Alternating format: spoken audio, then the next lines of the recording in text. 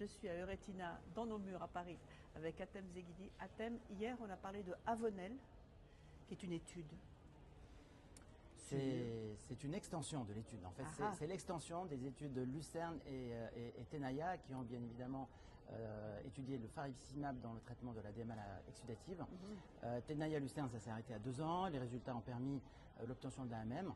Et donc Avenel, c'est l'extension à 4 ans. Donc 2 années après, c'est vraiment curieux de voir un peu cette population qui a été bien soignée, comment elle aurait évolué. Alors les résultats finalement ont confirmé les résultats de la phase 3.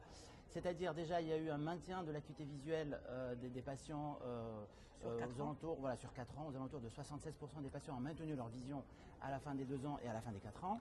Ce qui est également intéressant, c'est que les schémas de traitement Q12 et Q16 également ont été globalement maintenus. Il y avait 63 à 64% des patients qui ont eu un schéma de traitement à Q16 et 77 à 78% des patients qui ont eu un schéma de traitement supérieur à Q12. Enfin, il y avait également un autre élément que j'ai trouvé très intéressant, c'est que à la fin de l'étude de Tenaya Lucerne, le groupe aflibercept 2 mg, il y avait une proportion de patients qui ont gardé du fluide. Ces patients ont été switchés vers l'aflibercept et ce switch a permis à 4 ans vers le faricimab, effectivement, vers le faricimab, et ce switch a permis donc d'assécher 44% d'entre eux.